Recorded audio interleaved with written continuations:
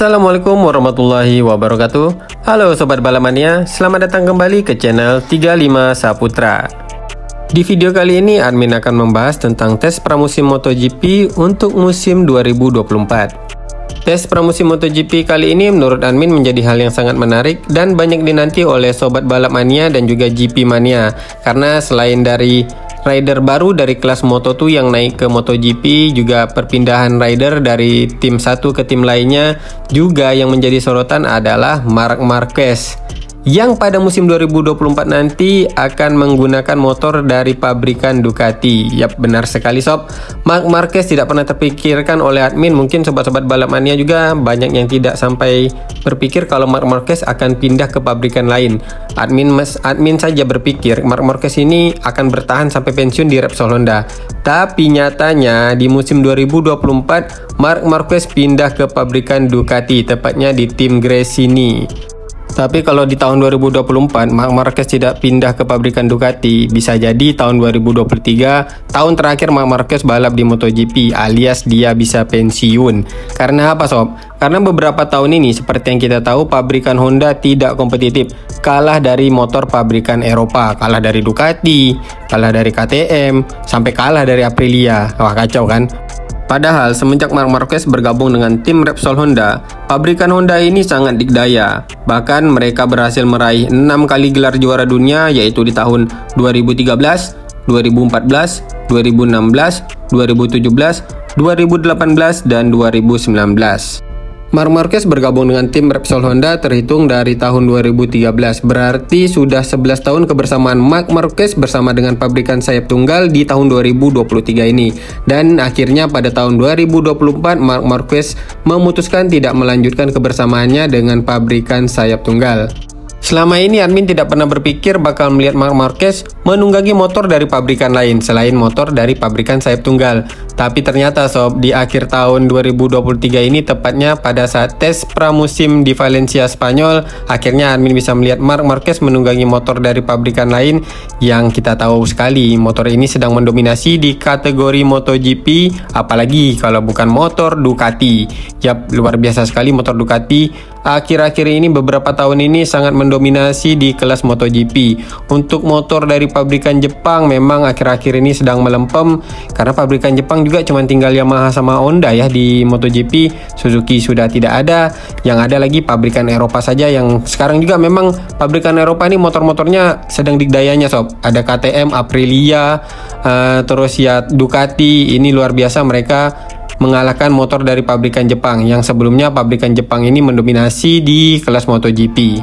Tapi memang sebenarnya rumor kepindahan Marc Marquez ke pabrikan lain ini sudah terdengar dari awal-awal musim, tapi mungkin masih sedikit lah rumor-rumornya itu terdengar. Kemudian di pertengahan musim semakin kencang rumornya, dan sampailah ke akhir musim baru kita tahu Marc Marquez memilih pindah ke pabrikan Ducati. Memang ini buntut karena prestasi motor dari pabrikan Honda yang turun drastis, sampai-sampai Marc Marquez ini harus berusaha keras untuk bisa bersaing dengan motor pabrikan Eropa. Seperti yang kita tahu Marc Marquez sampai beberapa kali crash yang cukup fatal, sampai patah di lengannya ya, sampai kemarin high side yang luar biasa mengerikan yang kalau kita lihat di Mandalika dan juga di beberapa sirkuit. Sulit sekali Marc Marquez untuk mengendalikan motor Honda. Bukan hanya Marc Marquez, tetapi juga pembalap lain yang menggunakan motor dari pabrikan Honda, mereka juga mengalami masa sulit. Bahkan sulit sekali bagi mereka pembalap yang menggunakan motor Honda untuk bisa bersaing di posisi 10 besar. Prestasi buruk pabrikan Honda di MotoGP malah diikuti juga oleh pabrikan Jepang lainnya, yaitu pabrikan Yamaha. Pembalap dari pabrikan Yamaha juga kesulitan untuk bisa menembus posisi 10 besar. Nah, untuk musim 2024 mendatang, pabrikan Yamaha merekrut Alex Rins menggantikan Franco Morbidelli yang pindah ke tim Pramac Ducati. Sedangkan keputusan yang tidak kalah mengejutkan diambil juga oleh tim Repsol Honda, di mana mereka merekrut Luca Marini untuk menggantikan Marc Marquez. Seperti kita ketahui bersama, sebelumnya Luca Marini bergabung dengan tim VR46 yang merupakan tim dari kakaknya sendiri. Siapa lagi kalau bukan legenda MotoGP Valentino Rossi yang menggunakan motor dari pabrikan Ducati. Tetapi di musim 2024, Luca Marini malah memilih untuk bergabung dengan tim Repsol Honda. Nah, dari motor yang kompetitif menggunakan motor yang sedang terpuruk. Pasti jadi tanda tanya besar untuk kita semua kan sob? Kenapa Luca Marini malah berani mengambil keputusan ini? Tapi tentu saja, ini ada maksud dan tujuannya. Apalagi Luca Marini adik dari Valentino Rossi pasti juga mendapat saran dari legenda MotoGP ini. Nah, hal ini nanti akan kita bahas lebih lanjut ya sob. Oke, sekarang kita bahas dulu bagaimana hasil tes pramusim MotoGP yang dilaksanakan di sirkuit Valencia, Spanyol. Mungkin sobat-sobat balamannya sudah melihat dari media-media sosial lainnya yang membahas tentang hasil tes pramusim di sirkuit Valencia. Jadi seperti yang kita ketahui, untuk waktu tercepat dicatat oleh Maverick Vinales dengan catatan waktu 1 menit 29,253 detik. Sementara Marc Marquez yang mencuri perhatian dengan motor Ducatinya berhasil mencatatkan waktu tercepat keempat dengan torehan waktu 1 menit 29,424 detik. Sebenarnya tidak mengejutkan ya sob kalau Marc Marquez bisa mencatatkan waktu tercepat di posisi 5 besar. Bahkan Marc Marquez menjadi pembalap Ducati di posisi 2 teratas, karena di posisi ketiga ada Marco Bezzecchi dengan catatan waktu 1 menit 29,346 detik. Marc Marquez sepertinya tidak mengalami kendala beradaptasi dengan tunggangan barunya. Sementara itu, Franco Morbidelli yang sama-sama sebelumnya menggunakan motor dari pabrikan Jepang berada di posisi ke-16 dengan catatan waktu 1 menit 30,206 detik. Seperti yang admin katakan sebelumnya, Franco Morbidelli di musim 2024 juga akan menggunakan motor dari pabrikan Ducati. Luca Marini yang menggantikan Marc Marquez di tim Repsol Honda berhasil mencatatkan waktu tercepat ke-10 dengan catatan waktu 1 menit 29,956 detik.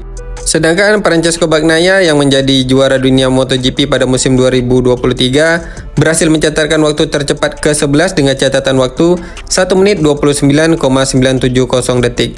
Sepertinya Bagnaia di tes pramusim ini tidak terlalu memaksakan, mungkin hanya mencari beberapa penyesuaian untuk motor barunya yang akan digunakan di musim 2024. Seperti yang kita ketahui, di musim 2023 lumayan banyak drama yang harus dihadapi Bagnaia untuk mempertahankan gelar juara dunia MotoGP-nya.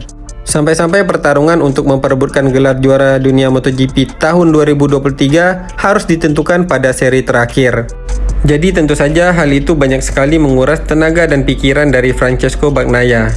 Sehingga tentu saja tim Ducati tidak akan terlalu memaksakan Francesco Bagnaia di tes pramusim MotoGP kali ini. Sudah sepantasnya Francesco Bagnaia mendapatkan istirahat yang layak untuk ia nantinya bisa menghadapi musim 2024 dengan lebih maksimal. Oke sob, sekarang mari kita sedikit membahas mengapa Luca Marini memilih untuk bergabung dengan tim Repsol Honda. Sepertinya Luca Marini membawa misi khusus untuk tim Repsol Honda. Kenapa admin katakan seperti itu? Karena seperti yang kita ketahui, Luca Marini yang sebelumnya menggunakan motor Ducati pastinya nanti akan memberikan data yang cukup penting bagi tim Honda atau tim mekanik Honda untuk pengembangan motor barunya. Karena di musim 2024 nanti, pabrikan Jepang baik Honda maupun Yamaha mendapatkan hak konsesi dari MotoGP. Tentu saja hak konsesi ini sangat penting bagi pabrikan Honda maupun Yamaha dalam pengembangan motor baru. Untuk pabrikan Honda pastinya akan lebih diuntungkan dengan bergabungnya Luca Marini di tim Repsol Honda. Nah, kalau untuk pabrikan Yamaha belum tahu ya, mereka belum ada mendatangkan pembalap yang sudah terbiasa menggunakan motor dari pabrikan Eropa. Oke sob, sekian dulu pembahasan video kali ini. Semoga informasi ini bermanfaat untuk sobat-sobat balapmania. Apabila ada salah-salah kata, admin mohon maaf. Akhir kata saya ucapkan Assalamualaikum warahmatullahi wabarakatuh. Salam balap mania.